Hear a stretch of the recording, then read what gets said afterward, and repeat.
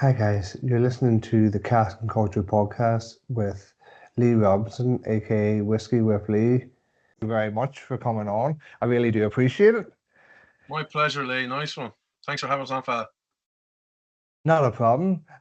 So first, obviously, I've followed your wee bits and pieces. Obviously, you've done loads, so it's downplaying calling it bits and pieces, but apologies. But I followed quite a bit of what you've done, and I actually think you had your cocktail book for the cocktails at home. I actually think I it think I have was a a copy book. there somewhere. Yeah. Oh, there it is. Yep. Yeah, Irish well, cocktails. I need to get one. Have to admit, I haven't got one, but I need to get one You because don't? Oh, you'll what? have to sort that out. Oh well, of course. Every home But should have one. well, this is it. I'm trying to dip my finger into a wee bit more cocktails, but I've recently talking to Brian Collins, and I think that's a book at the end of our podcast he put out. So All I right. definitely have to Oh, nice one. get a copy of it. So for anyone who doesn't know, give us a wee bit about your Sure, yeah. journey into the drinks industry. Sure. Well, I run a company called Great Irish Beverages. It's a very small little niche firm, shall we say. There's only a couple of us in it. Um, and I set Great Irish Beverages up, I think, around 2013, 2014, and it's essentially a drinks consultancy. We started off doing innovation work for Irish distillers, and I thought this was great job. This is, it was so cool to be able to go out on my own and run my own, little consultancy. And then I realized actually there wasn't quite enough work in the Irish innovation area within spirits, so I started having to branch out into various other things. So essentially, I wear a number of different hats in the drinks industry, simply because if you want to be able to work as an independent, as I do in the drinks industry, you do have to have a large number of skill sets. I found that out quite quickly. Um, so my background though was in hospitality. I have worked all different types of jobs within hospitality. Um, like most Irish people, I would have started out as a wee lounge boy, lying about my age so I could work as a 15-year-old lounge boy in a local boozer, and then gradually started doing other bits and bobs. I got really into DJing, into promoting gigs, and I ended up studying music management, and uh, I worked as an entertainment manager for a hotel. And then I got bored of Ireland, so I buggered off to the States for a wee while and was in San Francisco, and I fell in love with cocktails. Only though as a consumer of cocktails. Um, Yeah. so I just couldn't believe that there was this whole artistry, this whole process that was very much, you know, culinary focused, but within the realm of liquids, spirits, and Yeah. mixing with juices and syrups and all sorts of kinds of things. I had never had a proper cocktail before in my life. I was only in my early 20s when I buggered off to San Fran, and that was like in the late 90s, a long time ago now.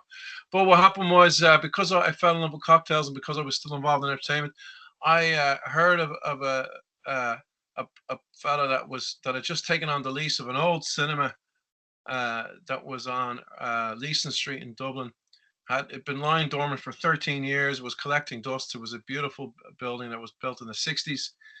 And I applied for the role of general manager for that. And I put together a whole, plan and strategy to take this old theater and turn it into a live music nightclub. And we ended up doing that. It's a place called the Sugar Club. It's still there. It's on Leeson Street in Dublin, not far from where I am right now. And cocktails were always going to be a part of the identity of that place. Yeah. My problem was though was twofold. I hadn't a clue how to make cocktails. I just knew how to enjoy them. I knew there would be a big part of the identity for that particular business. And the other problem was no one in Ireland even knew what a fucking cocktail was, let alone trying to find anyone to mix them up, you know. Um, Aye. so everyone thought I was completely bonkers, but thankfully the fella backing it all, you know, is still a mate of mine. He could see, he could share my vision, as it were. So I managed to find someone in the end. It was like a mate's brother who could shape the cocktail end of the business for the Sugar Club. And they really kind of, we hit the ground running with them because they started becoming very popular. But then what happened was we were really lucky. You probably don't even. You're probably very young. You only look about 12. You know, how old are you? Like you look like a wee teenager. But there was a TV show. You might have heard of it called Sex and the City. Yes, Sex and I the know City. Sex in the City. I'm I am sure. 30. I'm 32. Like, You know, you look really young. You look like you shouldn't even be drinking whiskey, Lee. You're uh, very young, but no. So joking aside, yeah, what happened was Sex in the City came along, right? And every single place that was even attempting cocktails at the time um, became a hub for cocktails, right? And we were the only place in Ireland that was even like, you know, giving them a lash, right? What happened was, right? That show made cocktails really, really popular all over the world, right? And including ourselves in Dublin. And then yep. I lost the bar manager. He actually buggered off, right? And then all of a sudden I had to learn how to make these bloody things, right? So I forced myself into this kind of crash course of learning how to make these drinks. And then I actually realized, actually, you know, it's a lot like food. It was the same kind of principles of balance of flavor, etc., right? And I had to Yeah. jump in behind the bar and learn how to make these things. And then cocktails became part of my own identity. Do you know what I mean? So Yeah. next thing I knew, I was doing mixers for drinks companies and making cosmopolitans in shopping centers or anywhere that people wanted me to go off and do this kind of stuff. And I suppose, you know, about 10 or so years later, then when I went out on my own, um, cocktails were a major part of what you know, of what I did with Great Irish Beverages when we started off. Yep. Um, and they still are a big part of what I do now. But to be fair, I also do a lot of writing. I write a spirits column for Food and Wine here in Ireland, down in uh, with the Business Post. It's a you know, it's a great publication, great team, and Amazing. now because of I have when I ran the nightclub, a lot of what I did was publicity, right? So basically, you know, if you're running a any kind of public venue where you're trying to get the word out to people, hey, we've got this great, amazing, world class Ibiza DJ called DJ Lee Robinson hitting our decks, you know, 2 weeks time. Telling people about it, it's called promotion. That's also called PR, right? It's also called Yeah. marketing. I didn't know the terms for all this. I just knew you had to get the word out. So then I realized, actually, you know what? I do know my way around PR and promotional work and marketing too. So that became part of what I did with Great Irish Beverages. And it makes about 50% of my work now. So what I do now is a lot of PR for Irish whiskey brands, um, PR for Irish vodka brands, gin brands, all different types of Irish drinks. Yeah. I guess the reason why I make the niche, or made the niche at least, of working with Irish brands is because what happened was I have a lot of mates in hospitality. You know, sure, my background's in that field. I still have a lot of mates in hospitality. We're all highly dysfunctional, by the way. I always tell people, like, you know, I work with media and hospitality people because no one else would actually have me. You know. Um, Hey, aren't we all? yeah. So Like, anyway, listen, a lot of my mates. you'll be in this sort of business. Like I run a whiskey club in Moyer, Yeah. and you don't be in whiskey or even working for a brand or doing anything if you're not. It's I just know. I'm glad you agree, because I said it to people and they look at me like I got 10 heads. I was like, no, really, we are. We are highly dysfunctional. But anyway, a lot of my mates, you know, I suppose, say in the early 2010s, they would have really started getting into buying Irish produce, making sure all their beef was Irish, all their chicken, all their fish, you know. And then they get really kind of into the provenance of it all, saying, "Oh, this is our farmer here, you know. John Joe Riley, and they'd be writing his name on the top of the menu, you know, and this is where we get our Aye. veg. And I'd be like, well, that's brilliant, but where's the provenance with your Irish drinks? Where's where's your pride for all our Irish drink suppliers, our whiskeys, our beers, our liqueurs, our ciders, etc. And then they didn't really have a straight answer for me. And then I realized there is a huge lack of awareness and lack of love for Irish drinks brands.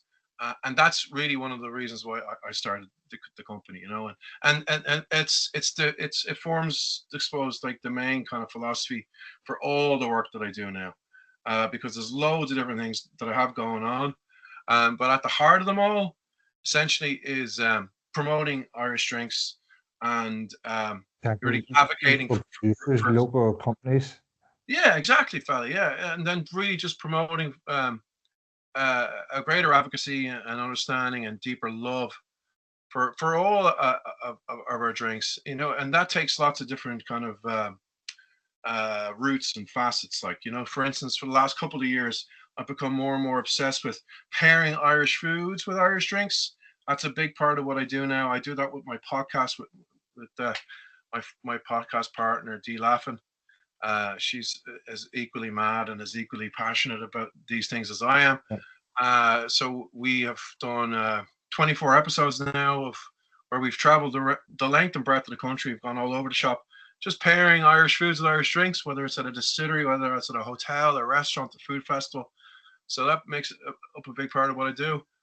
But yeah, essentially, you know, I would do a lot with whiskey, but I would also, as I said, work with other spirits and categories. I've been doing a lot of work the last 2 years now with poaching, for instance. Did some great Oh, work that's a little brother of whiskey. last. Yeah. That's the OG, you know.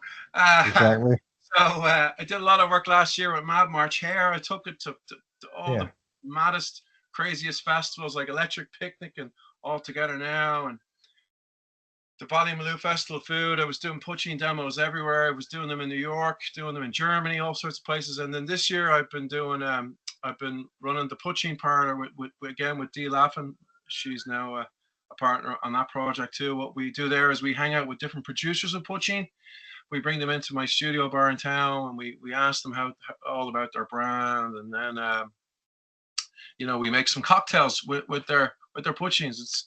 It's a great project. So look, that's essentially you know, where I come from, you know, and the reason why I do what I do, and you know, I'm really it's kind of crazy work for a crazy person, but you know, as I said, I don't think any other industry would have me, so I'm kind of stuck with it all, and I do absolutely love it. Yeah, well, just right. As long as you love what you're doing, that's the main part of it. And that's it. Like, and to be fair, you know, there's no shortage of producers as well. You know, I know obviously this it's a tough time for a lot of spirits producers around the world right now.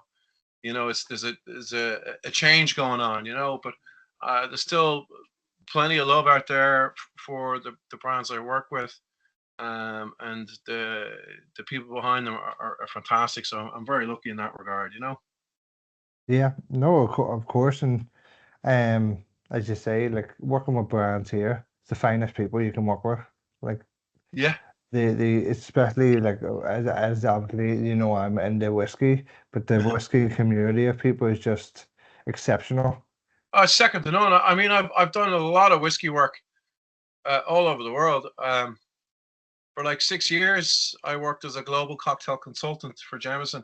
So I looked after the kind of cocktail end of the business, shall we say, helping out all the brand ambassadors around the world with their cocktail programs, helping out with the cocktail competitions in their countries, and the big final we'd have here in Ireland. But I went to an awful lot of the whiskey shows, and they were great, you know. But when I got back to Ireland, I realized how cool our community is with all the Yeah, whiskey producers we have, how well we get on with each other, how we help each other out. You know, whether it's a big company helping a small one, whether it's small companies helping each other out. You know, there is yeah, a great community here. I totally agree with you, Lee.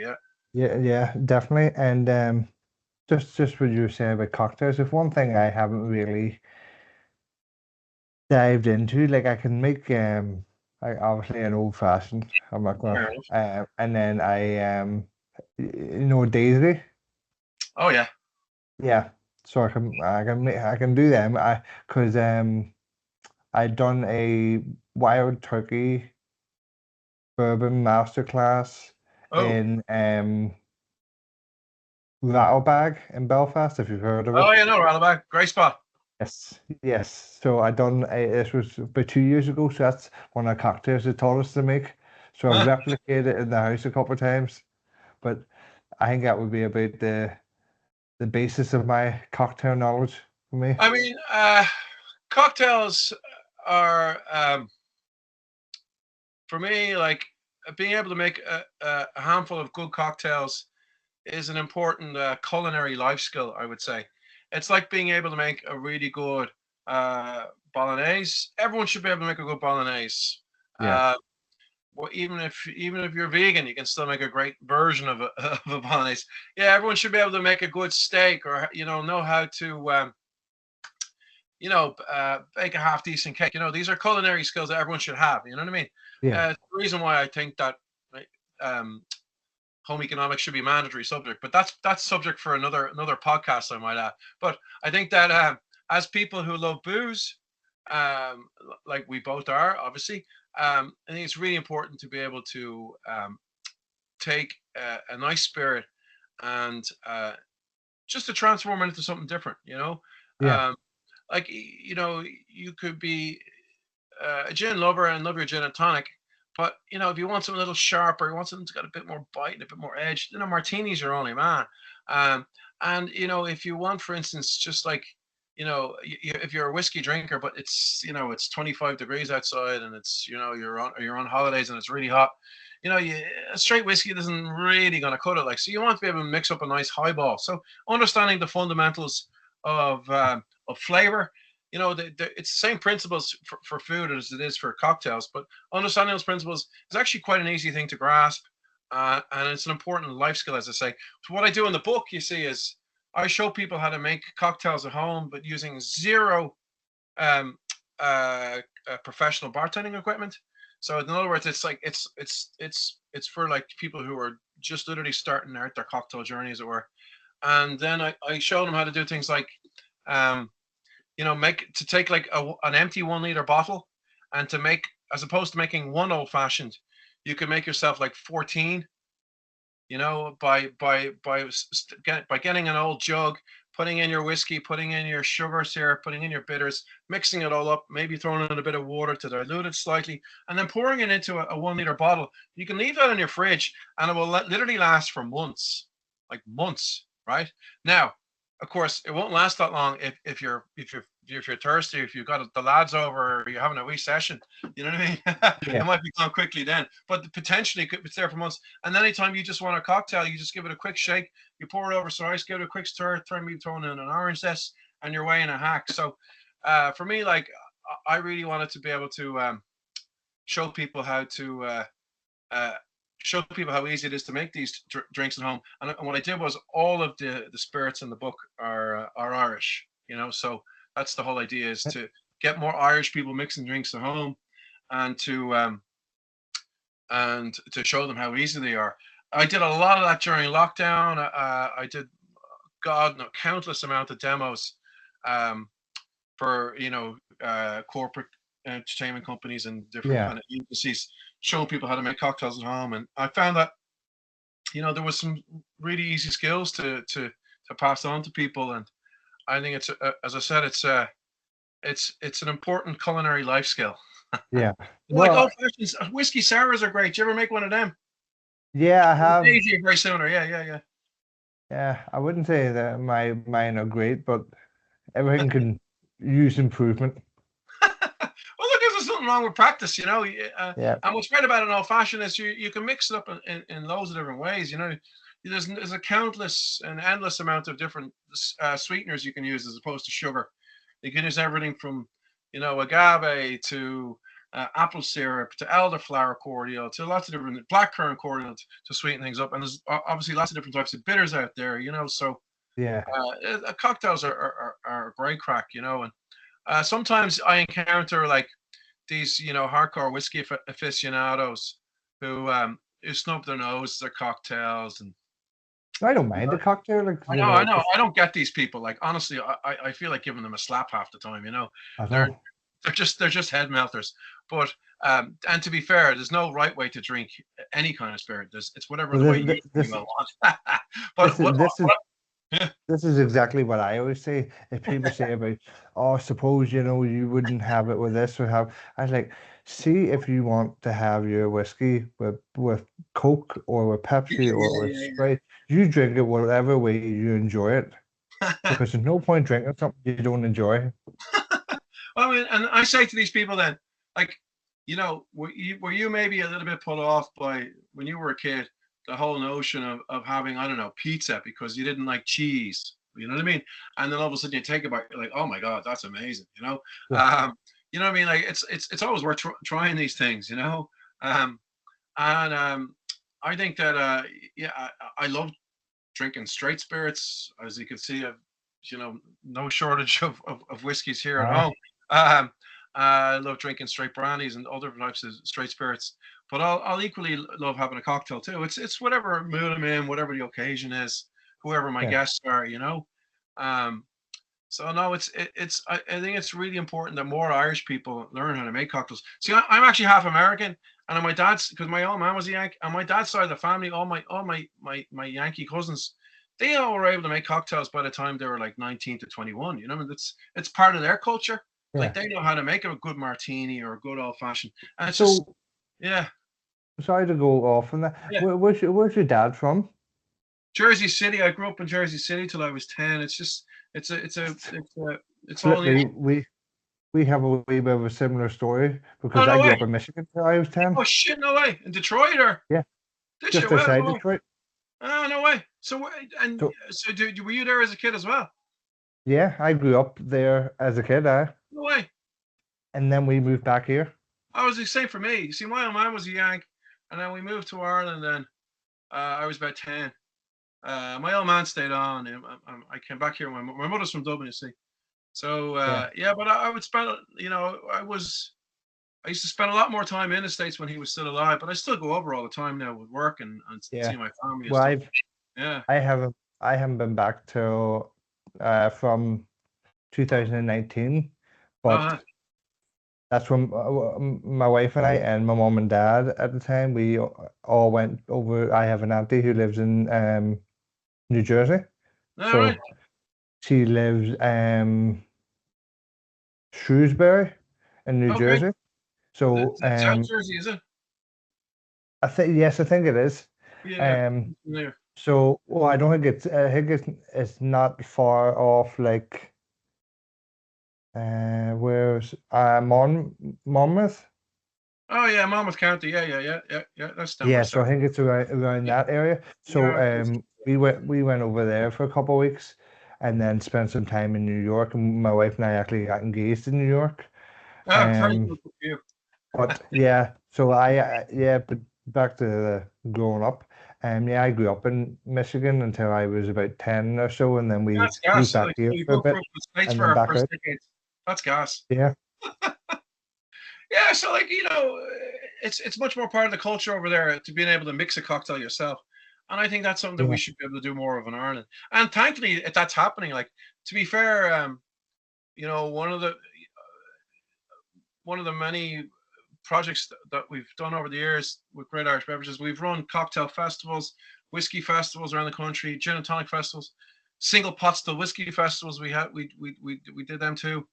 But part of my whole positioning and my thinking was that I really wanted to just expand cocktail culture in Ireland, and yeah, we did our bit, because to be fair, like when I first number one, when I first started the Sugar Cup in 1999, nobody knew what a cocktail was. Forget about it at all. You could get one or two maybe in a hotel, and then when I started the company, cocktails are certainly far more widespread. But these days, like you can go to the smallest little country village, you know what I mean, and a small, like a little one yeah. horse town, and you can walk in and there'll be like 5 or 6. There'll be, I see a Cocktails on the menu. spicy margarita, or it's Ah, like whoa, that's fucking brilliant. So to be fair, yeah, the whole spirit culture in Ireland has absolutely blossomed, which is fantastic to see. But Yeah. we certainly did our bit. You know, probably my most successful a festival around the country in terms of numbers was we had about 250 venues on board for the Irish Gin and Tonic Festival. That's where we celebrated gin and tonics just made with Irish gins, you know, and Amazing. that was a really cool one because you know it's one thing to ask a bartender to make a cocktail because and that can be difficult because you have to give it a lot of training, right? Whereas any Yeah. bartender can make a gin and tonic, like you know. So there's been a lot of fun, you know. I'm sure I could fuck it up. Well, you know, practice makes perfect. You know, What else is it? everyone has their So, own ratio of the right amount of gin to tonic, perhaps. You know, but yeah. yeah, I'm sure I could give it a go, fucking it up. But yeah. So here, I definitely have to grab your book. I'll Yeah. write that down. I have another one coming out soon. So Jesus, Well, that's that's another thing is oh yeah. I wanted to speak to you about. So Sure. is it the whiskey cookbook?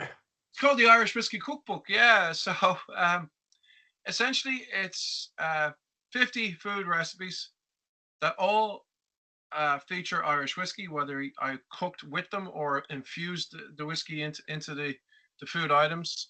25 of the recipes are sweet, 25 of them are savory.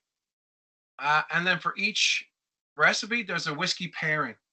So the pairing might be a straight whiskey on its own. It might be a mix.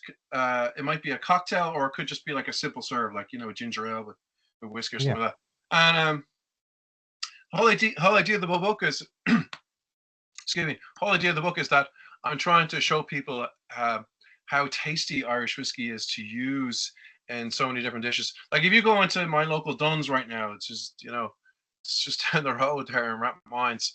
I can walk in there right now and there'll be whiskey smoked bacon.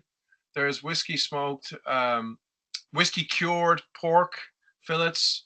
There's whiskey smoked salmon. There's whiskey smoked trout from the Goats Bridge Trout Farm.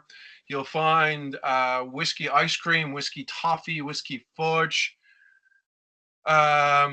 whiskey in fruit syrups, all different types of things. There's actually whiskey out there in lots of different food and drink recipes. Sorry, food recipes. Like Dublin Airport, for instance, is absolutely chock a block with all these different types of chocolates that have got whiskey in them. You know, Yeah. so it's not like I'm you know reinventing the wheel. What I've done is I've just kind of gathered together some classic recipes. For instance, there's a 19th century recipe called Dublin Lawyer. It's literally like hundreds of years old, and it's a lobster cooked with Irish whiskey. What they do is you cook the lobster, you remove the meat from the shell, and then you reheat it, I suppose, with some cream and some whiskey, and you put it back into the shell.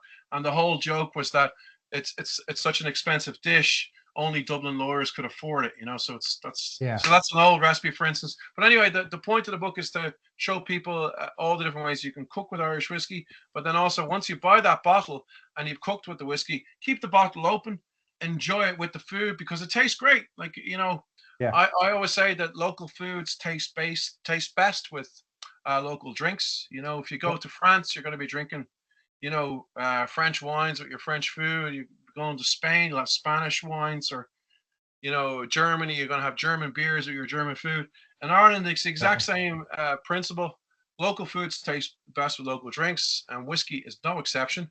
So, some great recipes there, and photography is really strong. It's done by a lady called Ruth Calder Potts. I have a lady called Charlotte, who she did all the styling. She was brilliant. My publisher is 9B and Row Books. That's the same publisher I worked with for my first book. It's Yep. the owner is a lady called Kristen. She's brilliant. She's a fellow Irish American. But all the whiskies that I used in the book as well are all from the Glendalough distillery. I was really keen to try and find a whiskey collaborator for the book that had a good range of whiskies. Ideally, you know, a producer that had like, I suppose, Irish whiskey in its purest form. Do you know what I mean? So I was looking for someone that had like, Yeah. you know, single malts, single grain and single pot still. And Glendalough really ticked that box. They have strong bottlings from all three of those categories, and they also have some really cool cask finishes. For instance, they work with, Calvados cask. They have a Japanese Mizunara oak cask finish for a single malt. So they're all the whiskeys I work with in the book are Yeah. from there. And the whole idea is that, these are recipes that either people at home can use, or of the thousands and thousands of Irish bars that are around the world, why not just put a little bit more whiskey into your food? Like, some of them are really, really simple. Like, I have an Irish coffee brownie, for instance, Lee. I'm sure you like an Irish coffee, yeah? Oh, that's right up my street, that is. Yeah, it's a nice one. So it's basically like I put some whiskey into the brownie batter, and then I have like an icing on top that has whiskey in it, so it looks like an Irish coffee and it tastes like one too. But it's a brownie. I also have I do things like I have a jelly and custard recipe, or that uses whiskey. So when you make jelly, you have to use water, to bulking Yeah. it out. What I did there was I used like a lavender tea to bulk out some blackcurrant jelly, and then I put in some whiskey just to kind of give it a bit of spice, and I topped it up with a custard that's got whiskey in it. So it's just nice little things to do. But I really want, as I said, the public to be able to not be shy and to look at the recipes and kind of go, oh, I can give that a lash. The cover, Yeah. for instance, features something that I think every Irish household should be able to do, which is a steak with whiskey cream sauce. Simple. Yeah, exactly. And so I get very annoyed if I go into a restaurant and I see, like, I'm reading the menu, and they'll tell you that the steak is from some local farmer, and then they have two or three different sauces. They'll have like, chili sauce and a peppercorn sauce, and then a brandy sauce. And I'm like, where's your whiskey sauce? Whiskey and Yeah. whiskey cream sauce is the best finish for an Irish steak, So Have you ever had Bushmill sauce? Bushmills and cream, or No, you can Bushmill. actually buy it as a product. Nah, you make it. It's sort Oh, of like pepper sauce with oh yeah. Bushmill whiskey in it. Oh yeah. I mean, absolutely. Yeah. No, I haven't had it with Bushmills, but I've had it with It's lots of other ones. I'd say Yeah, it's yeah. great. I think there might be something a wee bit different. Don't Okay. quote me on that because I'm not sure. But you do see it advertised now and again up here where it'll be like with Bushmill sauce. Oh yeah, yeah. I mean, Jesus. Look, there's a load of different ways you can use whiskey. Like Yeah, you can even use this. I have a recipe where I take Dublin Bay prawns and I just flambe them in the whiskey, and that just gives it a smokiness, and then the whiskey kind of burns off into the prawns, and that kind of gives it a spicy kind of character and a little bit of sweetness as well. For instance, let me see now, I've got a lot of different sauces that would use whiskey too. So I have like scallops that I cook with a whiskey and ginger sauce. So that's a little bit more Asian. It's got some soy in it, a little bit yeah, of ginger, a little bit of lime, and then you put in some whiskey. So there's loads of really nice ways to get it out there. And my point is that yeah, look, these are there for if you like to cook in the kitchen, give it a lash. But by all means, for bars and for restaurants, and yeah, especially in Ireland, we need to be doing more of this kind of thing. We need to be incorporating our Irish made drinks into our foods, because they taste great. yeah. As you said, the Bushmill sauce is a good example. And then number two, it's a great way to celebrate Irish culinary culturally. For me, that's a really important part of my work and what I try to promote and to advocate for. I think that if I go into a restaurant or a bar and I see all these great foods and they recommend, a New Zealand wine or a Dutch beer with Irish foods, that doesn't compute for me. It doesn't make any sense. If Yeah. I'm having Irish food, I want Irish drinks with it. And if I'm having French food, I want French drinks with it. It's as simple as that. Yeah. So I try and promote that wherever I can, and I really think that it's something that we need to do more of in Ireland. Thankfully, Of I'm course. lucky. I work with Beár Bia and trying to promote those types of activities and try to promote more of those types of I suppose behaviors and menu creation. And I've worked also an awful lot with the Irish Tourist Board before in promoting those types of promoting that type of work, I should say. So Yeah, Yeah, that's kind of the basis of the book. It's coming out in October. You can pre-order it now. Like if you go into my Instagram there's a link where you can pre-order the book and it'll arrive on the second week of October. And I'm gonna be I've already been doing like 3 or 4 festivals already this year. My next festival is going to be all together now. I'm at that down in Waterford. I should definitely be going up to your direction more as well. I'd say into the autumn, I'll be doing some stuff in Belfast and hopefully Derry as well. Um, definitely give me a uh, shout when you're up this way. yeah, what I'm going to be doing a lot of, Lee, is just whiskey dinners. I'll help. I'll work with the chefs in creating a nice cocktail and whiskey infused meal, 3 or 4 courses. I'm working with different whiskey clubs to do that as well, and yeah, it's great crack. Like it's good fun. Yeah, of course. So you have a link on your Instagram for the book, I do indeed. Yeah, you can order it straight away from my and publisher. and if people aren't on Instagram, where else can they get it? You go on to 9beanrowbooks.com. So 9beanrowbooks.com is where you find it now anyway. But to be fair, you can probably pre-order it from Amazon if you look. I always try and get people to buy locally, so I get them to buy directly from the Yeah, no, publisher. of course, And of course. and to be fair, in October, once the books hit shelves, it'll be everywhere. It'll be on all the bookstores and what have you, and there'll be a big PR campaign. I'll be here, there, and everywhere pushing the shite out of it, Are you Um, doing signed copies? yeah, but as my mates say to me, the unsigned copies would probably be worth more. You can always, if you get a signed copy, you can always tear that page out. No, for me, it was a real labor of love. I've some of these recipes I've developed myself as far back as like God, 15, 16 years ago. Um, Jesus, and then as I said, a lot of the recipes are really like they're classics, but no one really kind of put them into a book before. Yeah. Certainly a book themed under Irish whiskey. Um, so it's been a real pleasure. Like it's been something I've been working on for about 2 years now. That's Um, what the category needs is like in Irish drinks and food all together is more love for yeah. the complete the complete circle because Oh man, you, obviously you you I'm totally get it. You totally get it. Yeah, nice one. yeah because as I say like local food with local drinks, but it's not just about whiskey. There's obviously the local gins and vodkas that are out there, the local Yeah, beers. yeah. There's loads of local breweries up the north here. Mm, Doing amazing IPAs, different stouts. Pairing them locally with food as well is such a privilege yeah. to have that, but it also needs to be pushed fully in the category more. No, you're And dead right. I there's mean, no look, point you're using you're imported goods. yeah, yeah, yeah. I completely agree. And to be fair, man, I've had some outstanding meals up north that feature just local produce. I had a wicked one even last year in Derry. We had they invited me and a lot of other media up for a special meal that was on there. And you talked about Bushmills. I know the Bushmills team very well.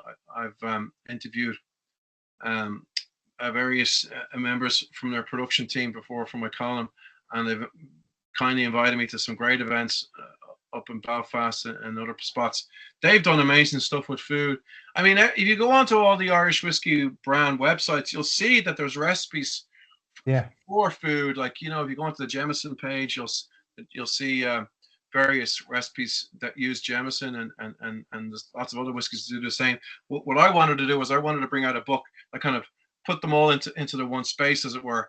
And I wanted to give enough care and detail to sweet recipes as I did to savory. And then, as I said, it's all about like just because uh, when you buy the bottle and you cook with the whiskey, just keep that bottle open and keep some for the meal. You know what I mean? It's a exactly. really nice experience, as you said, and it's a proper celebration of our Irish culinary culture. Yeah, and it also, as you say there, about taking like if you go on to Jameson, see they have recipes, but it also gives you freedom to go, okay, there's their recipe. Uh-huh.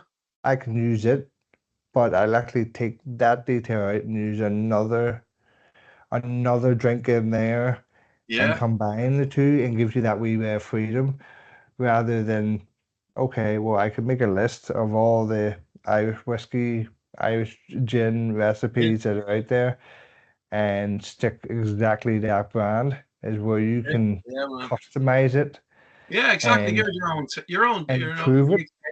Yeah. Because I do like I have a Guinness cookbook up there. Oh yeah, yeah. It's brilliant, isn't it? Caroline Yeah, wrote that.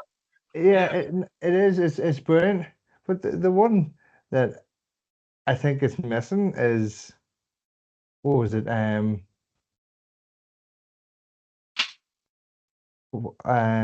Steak and Guinness pie.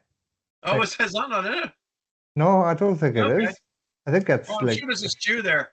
I mean, a stew is just basically a pie is just putting a pie filling on top of the stew. You know. yeah. But do you know what I mean? It's like one of the most standard ones. That you Yeah. just skip over it. You just go, Yeah. all right, okay. I have made some I actually bits haven't and got pieces that out book of yet. it, I must get it. I know but the author. She's brilliant. yeah, well, Um, it's a brilliant book. I do love it, and I always I always do be to the dismay of my wife at sometimes trying to add Guinness into the pies or a wee yeah, bit yeah. of Guinness into the chili con carne and stuff, and she's like, Oh yeah, you, that's a really good you, shout. That gives you it a don't lovely need to do kind of that. Like I dark do though. sweet. Yeah. Yeah, yeah, yeah, yeah. They used to they used to do a I don't know if it down there, but up here in the supermarket, you used to be able to get a Guinness cooking paste. That's right. Yeah. I absolutely love that, and I haven't been able to find it anywhere now. Yeah, I don't know if they still do them. It's a funny one. Yeah. No, that's I love cooking with beer in that regard. I mean, in the book actually, I make a beef and ale pie, but I throw some whiskey into it halfway through the process. It just kind of gives it a bit of spice. You know, Yeah, it's a subtle flavor. Like the whiskey can be cooked with um in such a way that to give a dish just like a subtle kind of heat or a subtle sweetness and a subtle spice, yeah, or you can use the whiskey to give it a key kind of flavor, a key component. One of the ones that that I was I would be great for this time of year is a whiskey sour sorbet I have.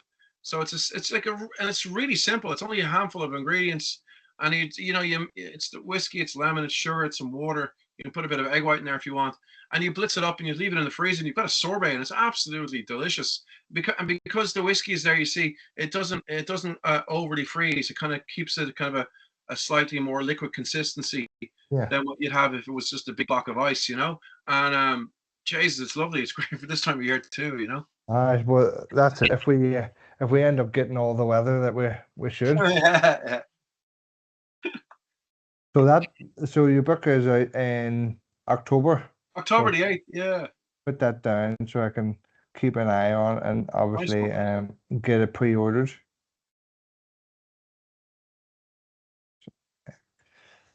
So here's one for you. If you Okay. had to recommend one whiskey that everyone should try, Ah, okay. Oh wow. You know what? So when I first started out in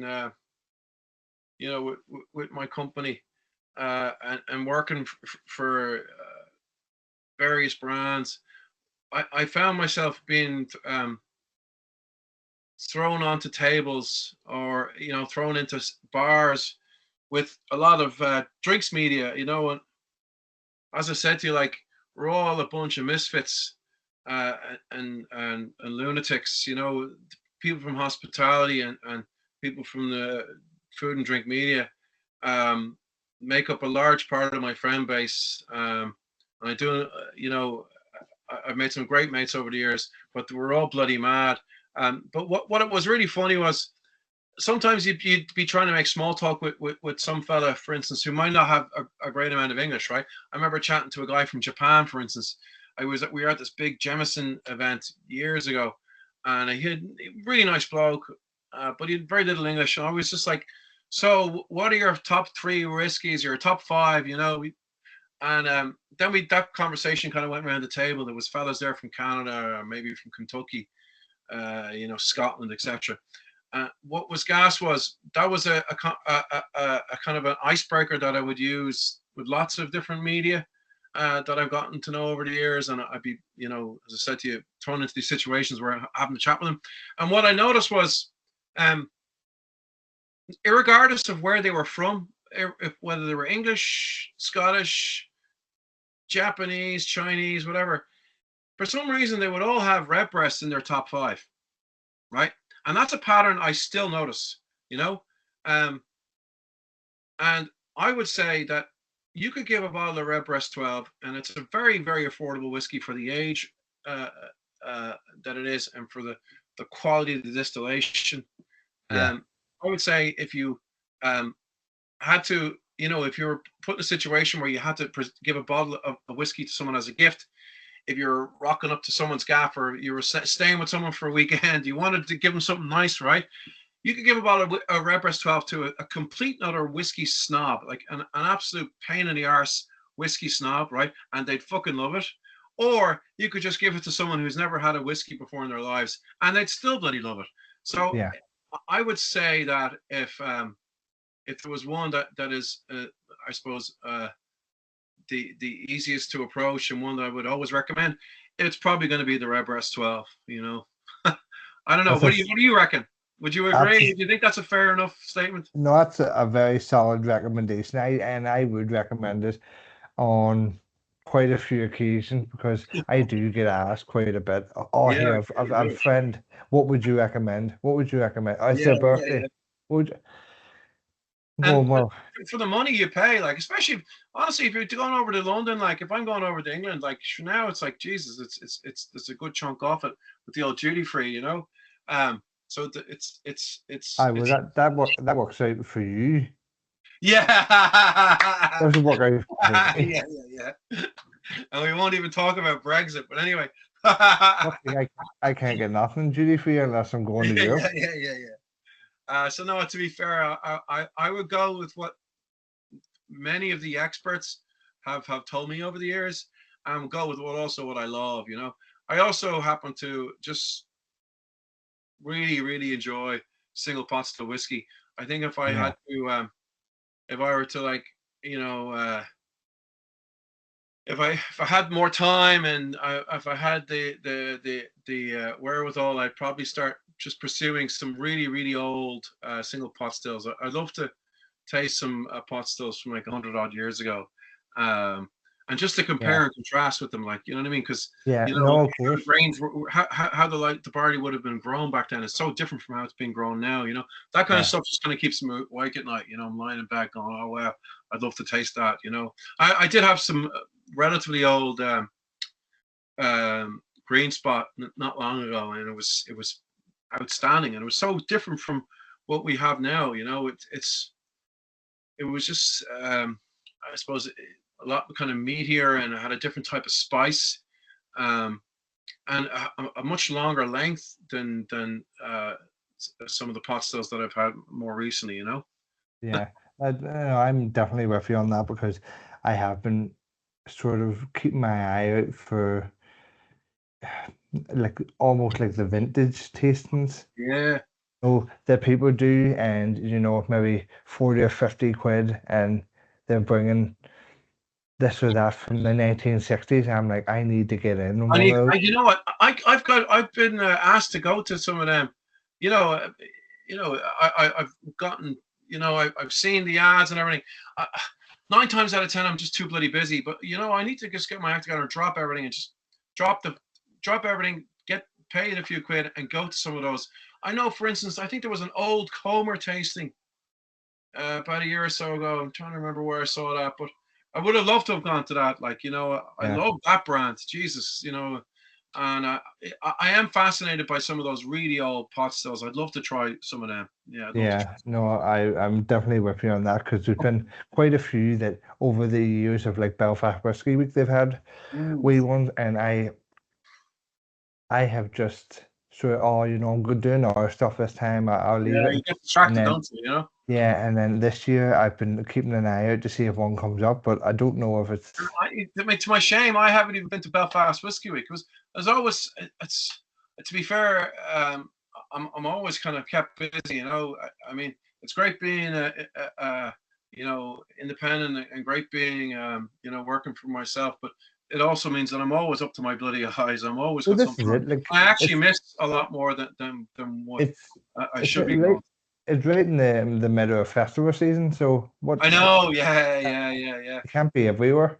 Yeah, I It's do a lot of work with the Irish festivals. You see, I would always do demos, cocktail or whiskey demos at the various festivals. So yeah, it's timing with Belfast Whiskey Week. It doesn't always match my own.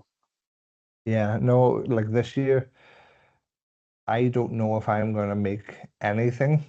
Ah, shite. Just the way it's worked out, because usually I book the week off, and this year I don't know about my calendar and stuff. I'm like, will I make it to anything?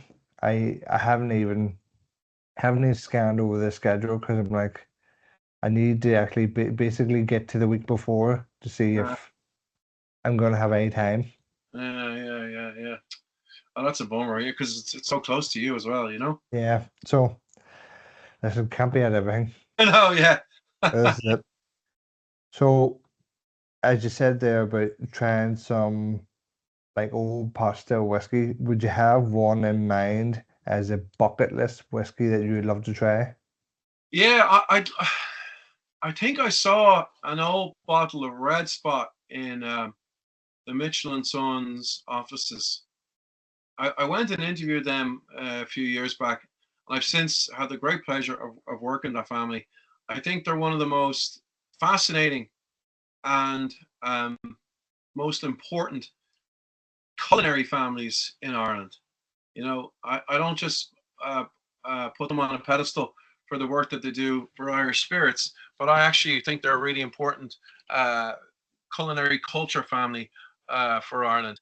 Um, like for instance, I learned that day that the McDonald's on Grafton Street, which is one of the oldest McDonald's in Ireland, for whatever that's worth. But that actually at one point used to be one of their shops. That was like hundreds of years ago. It was Yeah, actually one of their I did original. hear that before. Yeah, yeah, yeah. So I saw that bottle of Red Spot, and I remember getting quite envious and seeing as well that it hadn't been opened. So yeah, I haven't been able to get that out of my mind since. That's you know, stuck with you. and Red Spot is fucking great. Like it's such a good Yeah, whiskey. So I'd love to see how it tasted back then. I mean, yeah.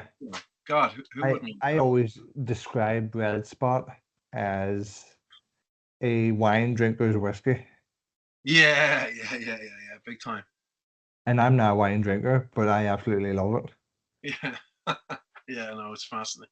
So it's a great job. So yeah, I would have loved to have a taste of one of those earlier iterations of that particular whiskey. All right, that's definitely in my bucket list. Oh, just right, just right. So for obviously you're down Dublin, what would be your favorite bar if you Oh, had if you had to think, oh, I'm gonna go for a pint. Where you going? I mean, if I'm not being really lazy, I mean, there's plenty of nice bars near where I am right now. But if I am in town an awful lot, like the city centre, I have another office there where I would do all my studio and social media work. Um, and it's actually almost equidistant between two of my favorite bars, which are 1661, the Dave? cocktail bar, and of course the great poaching bar. And then the same owner, he only opened up another spot about a year or so ago, just literally Taco Bell? Yeah, just around the corner from it, called the Sackville Lounge. And my office is literally equidistant between the two. So I love those bars for cocktails. Um, but to be fair, I also am, like every most Irish person, fond of a very good pint. And I think, for instance, that the Long Hall is somewhere that I always love going, and I love revisiting uh, with friends who are from abroad. Anytime I've brought over any people from the industry who are outside of Ireland, I always take them to the Long Hall. I love that spot. It's got an amazing history. Um, I just read the book about um, Dublin pubs, and the Long Hall has some has a great little write up in it. But let's see. I also just recently was out um, in a fantastic boozer called Hacienda. It's very very quirky. It's owned by a fella who his name is Shay, and he kind of lets in whoever he wants. He has a camera outside it, so if he doesn't like the look of you, he just won't let you in. He won't even open the door. If he wants to engage you, he'll open up the door, and if he's in the mood, he'll let you in. But it's a great spot. He always plays great old school '60s tunes, and there's a pool table, so that's nice. So there's a couple of bars that I always recommend. All right, yeah. There we go. I wrote those down. Obviously, I knew Hacienda, if you're looking for somewhere it's a bit loose and a bit mad, um, there's a distinct lack of in Dublin. I'm sure it's the same in Belfast. It's just quality nightclubs. That's a real shame because they used to be a really important part of our social fabric here and our cultural fabric in Dublin, and they're dying by the wayside, unfortunately. And the government are doing nothing to support that, sadly. And so I wish we had more of them. There's only a handful that I would even recommend now. yeah, I don't think I've been in a nightclub about 10 years. Yeah, yeah, yeah. I Uh, feel I feel very old to be in a nightclub. well, I mean, Just like, uh, you know, a lot of my friends would still work in hospitality, and sometimes I can't even meet them until it's quite late at night, and you know, it might be like 11 or 12 before I could even see them. Uh, yeah, any of my mates that are chefs or restaurant bar owners. So sometimes our only option is to drink in a late bar and nightclub, yeah, and they're falling by the wayside. It's a real tragedy. yeah. No, it definitely it's a dying category, and it is Yeah, obviously, especially for the as you say, like the youth coming up. You yeah, know, yeah, yeah, because yeah. that's where we all would have went. Nightclubs, and Yeah, yeah. I mean, that's I where worked you in a you get nightclub. social. Yeah, it's 13 years. I ran, set up and ran the Sugar Club. It's a big part of my own history. I love clubs. I often go to them when I'm in other cities. In other cities, it's far more normal. It's a regular Yeah, part of socializing. yeah. But So here in many, Ireland, it's a different crack exactly. altogether. So many have died off in Belfast. Yeah, Like, do you know, like it's now called the SSC Arena, the Odyssey in Belfast, which is yeah. what new it is. At one point, it had, I think, it was four nightclubs in it. Actually, Uh-huh. made it five, and it's dead now. Like, yes, they have transformed it. It's a bit more of a family hub. Uh, Uh, yeah. When for I was really young, I remember going up and to Port Rush, Kelly's. I don't know if I that's still there. never been in it, and we went. Yeah, Used yeah, yeah. There was a lad who used to run coaches up there. Yeah, Like, friends of mine would have went and stuff, but when people used to say, "Sure, we're going to do a bus up," and it was like an hour and a half, I was like an hour and a half home. I was like, "Fuck that." People done it when we one night to Newry. They said, "Oh, here, there's I think it was Bed. It was called. There's a nightclub in Newry. It's an hour down, an hour up." I said, "Fuck that, there. I'm not doing that." Like, nope, nope. You okay? You okay? There's place in Belfast. I'll go. Like, I'm not doing a whole fucking bus journey. But yeah, so if you're going for a pint, Beamish, Guinness, or oh, Murphy's. I know. I really like Murphy's and Beamish, but I find Beamish particularly sweet for some reason. Um, Guinness for me ticks all the boxes. you know, in terms of its flavor profile, um, its sessionability. But I would never turn my nose at either Beamish or Murphy's, especially if I'm down in Cork. I mean, I've been to bars in Cork, small restaurants, whatever, and there's literally nothing but Murphy's or Beamish. Um, and for about 7 or 8 years, when I was in the Sugar Club, all we had was Murphy's, so I was quite used to it there as well. But yeah, I'm still very much, I prefer Guinness out of them all. Yeah, to be fair though, I've had some. You know what's amazing is nitro red ales. The Porterhouse used to do one, and I believe there are more. I think there's a couple of more breweries that are doing them. So if you ever see a nitro red ale, give it a Lashley. There's one, I forget who does it, but I've seen it in tins. Yeah, I mean, look, I think I've seen Kilkenny on nitro in other countries, not in Ireland. But Yeah, yeah, it's amazing. It's actually really really good. So if yeah. you're a fan of a nitro stouts, I'd give a nitro red ale a go. Okay, I definitely try it. Definitely try.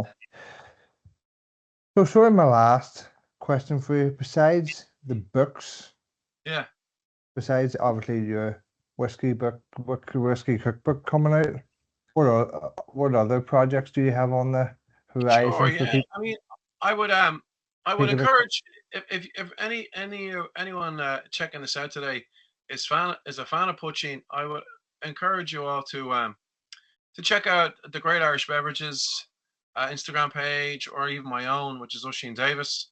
Have a look at the videos that we put out every week, myself and Dee, called the Poaching Project. Sorry, the Poaching Parlor. So Is this? we I shoot just these. seen a video with you with Yeah, Brandon from Cologne. Brennan Cologne was a most recent guest. So what we do is it's a different brand every month, Yeah, and we shoot 4 videos a month. The first video may not necessarily be about a brand. It might just be a bit of poaching history. It might be a bit of poaching news. It might be a little bit of information as to how poaching could be made, what it's not made with. You know, so that's the first video of the month. The second video of the month will be an introduction to a brand. So you might get to know Dave Mulligan from Bone Poaching, yeah. Brendan Carty from Cologne, or we had Jennifer Nickerson recently from the Tipperary Boutiques Distillery. She Yeah. she just spoke briefly about what makes her distillery quite different and how they make their poaching. And then the second video the third video that we do every month is always a cocktail from a bar. So we ask the brand owner to pick a bar that uses their poaching, and we recreate the cocktail itself. So, for instance, when we had Dave Mulligan on from Bawn, he we recreated the Belfast coffee, which is, I'm sure, a cocktail Iconic. you know well yourself. And then the last video of every month, what we do is we show people how to mix poaching at home. So it's for me, it's no use for any brand to be focusing 100% on what bars are doing and how they can advocate and create further trade in bars with their brand. You have to spend as much time and as much effort showing the public how to enjoy your booze at home. You know, Yeah. so the terms that we would use in the industry is like the on-trade advocacy versus the at home advocacy. And so that's what I'm a big proponent of. I want to be able to show bartenders how to mix these great poaching cocktails in their boozers, but then I also want to show people at home how to make great poaching cocktails, whether it's one serve or whether it's 20 serves. Yeah. So that I would actively encourage everyone to check that out. We have done about 5 different brands thus far. This is the month of July, and this month we're focusing on the 4 distillery. They're from Westmeath. So they not only do they have a great poaching itself, but they have a really cool little range of poaching liqueurs. For instance, they make, my Yeah. favorite was the plum liqueur. They actually got plums from a local farm near them in Westmeath, and they just infused the plums with the poaching, and it tastes bloody amazing. It's really good. So we made a Yeah. nice Very cocktail with interesting. that. So the poaching parlor is something I'm really into. We have a whole year of poaching brands that we are working with. It's a project that was aided by Invest Northern Ireland and by Beár Bia, the equivalent of down here in Dublin. Yeah. So they helped us out, and then we worked with all the different brands. It's been a lot of fun, and it's been great to be able just to show people the great versatility of poaching. It's a brilliant spirit to mix with. Jesus, it's so good. It's so versatile. You can use it in so many different ways. So I'm really enjoying that. I'd love for more people to check it out. So yeah, absolutely. Yeah, of Head on course. over to Well, Great definitely we'll Irish get that. Beverages, Instagram page. And I'll start catching up. I've seen a couple of the wee videos, but I'll definitely get caught up on it because I do have quite a few poaching samples Oh, that great. I've leaved in different bits and pieces. But when I was saying about cocktails, that's one of the things that interests me about sort of trying to get my hand into a wee bit more with cocktails is using the poaching, because I've had obviously a Belfast coffee and I've had a couple of other wee cocktails with it. And I think it's such an interesting category because there's Brilliant. such a It's not, uh, to be it's a- fair, 1661 are doing amazing work with poaching, but I've had outstanding cocktails with poaching up in the Merchant Hotel. yeah, Really good. Especially Brendan's Pangor poaching from Cologne. They do some great yeah, cocktails with them there. I've had some great cocktails with poaching um, from the Paris, Texas bar in Kilkenny, from Cask down in Cork, even Paladar, which is a Brazilian, it's not Brazilian, sorry, a Central and South American themed bar in Cork. They even put a bit of poaching into some of their drinks, So it's great versatility with it. And I always say, look, if you enjoy your whiskies, there's a very strong possibility you'll enjoy poaching, because a lot of poachings have some of the characteristics almost of an unaged whiskey, because yeah. for instance, if a poaching is made with malted and unmalted barley, that's really what a lot of whiskies are made with. Well, this is it. So if you like, That's why I always say it's a little brother of whiskey, because yeah. it just hasn't reached the age yet. It's a very look. You can't really argue with that, But of course, like what's great about it is that there's poachings that also have all these other components to them in the mash bill, and then you've even got the lads out in Galway, the Mickle Distillery. They have a wee botanical that they throw into their spirit, which is really Yeah, cool. So look, yeah, I always wanted to spend more time getting into poaching, and it's only in the last couple of years that I've been able to really get behind it and get stuck in with as many brands as possible. And the poaching part is I suppose a fantastic vehicle to promote and to advocate for one of our OG spirits. exactly. And that's great to have you sort of behind it to push it, because as I say, it is one of the OG spirits, but it's also got such a stigma Yeah, I know. of This is the it. old style of, oh, if you take some out, you could end up going blind. It's like That was it's what happened to me was I got asked by the lads in Mad March Air, which is I would probably say the most popular in terms of sales poaching that's out in the market. And I just did like one or two small gigs with them, and I'd be doing them with the public. My first gig with them was about 60 people in the room out in Galway, and people are saying to me, "Oh, Jesus, is this not illegal?" And I'm like, "No, sure, it's been yeah, legal since 1997 or 98 or something." And then I'd be like, and it's that it's been given like geographical protection by the EU government. They had no idea. And then, as you said, yeah, is this not going to make me go blind? Is this not really strong? If I drink this, am I not just going to start a fight? And I'd be like, no, it's only 40%. It's the same as like yeah, vodka or whatever. And there's a lot of myths that I felt were out there, and that was one of the reasons why I want to start the poaching part of it. Thankfully, I couldn't have done it without Dee, and she's been a great help. And she had encountered some of those same myths and legends herself, So we tackled them head on as best we could. yeah. Well, this is it, because everyone goes, like, as I've said about, like, I had I had Cologne up doing the tasting for me last year, and it was like all the uh, Posh is that not legal? I was like, no. Do you know, oh, what percentage is that? I think it's probably less than them car samples Brendan sent up, because the car samples are sitting at 56%, and that's like 41 or something. So calm, do you know, because people get overhyped about it. No, big time. Am I gonna go blind? Like, No, big time. Look, come on. so look, to be fair, those types of misunderstandings are being corrected. We're doing our bit. All the other brands are too.